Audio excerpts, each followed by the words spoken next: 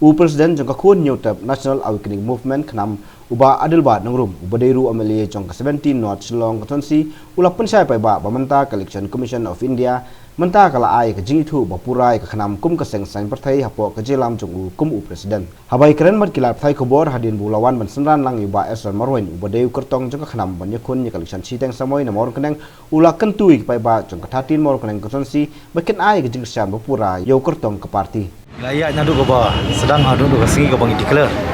candidate ba Esron Marwin ting layak kumbang di banyak nomor bang sutu ida dia kumu presiden joko KHNAM hadin bagi ECI kala itu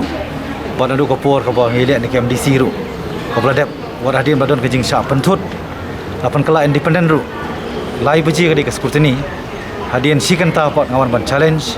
ngiyo biang ya ban convert mengi syaki KHNAM tenrei gadau kawan part sakawai gayeng untuk interim order jong iba pendap saibon hadi melek ban ujor dari long hadi jong tu ke MP election bila i ngamo bila iba boni ba THS boni tendai kada ko silong ba iba boni di start ba sampang tim kuat bani pen lut di kapor bania le para mengi dokam menyelek buat kai ga bangi mi selendet ti delor tanor mi kham challenge tika shu yang sipor tu interim order temata kala clear lu baro dan hero ban takadaw ngai wan ta si ban pan scam yu kartong ban wan ban file nomination nak karteng jok KHNAM fi da ka basai ka KHNAM mde tangau ba Adelbert nangrum mo ngai scam kadang mi kiwi du bu pai ba un event kham tam ya ni ka maru kreng constituency habade ni ka by election kumai la kulari candidate ba in budin ya ke ka by ba David nangrum ila parlenti mo nomor sistem ti nomla ahi ban kiminti sibu nomor sa khnai tili kisnem semala ban lei tidak sistem terkalong kiki iba ipor balingkot bah politician yang scam iba Esron in le la kejong kamram in ai kejing chania khana iba iba kini open bishar ba ini sistem khana kin la ban ai pat karai ya ka arjar fulai kejing kali jong pi kalong ba yo mangale persya sarkar tenrei ngako ban bu kejing kali kham tam ki pai ba jong ka constituency maurin keneng makin ai kini kejing job iba Esron hani kenti iwan ban terwa inwan banjalap sekeleng jong konstituensi jong ke maurin keneng ken mau nginwan banjalap da kanong rim ngimdon pisah ndai ngangit scam ngilai i bakiwi banjalap da ka pisah ka bang i sau khnai tali kisnem ngimdon ke juyo nong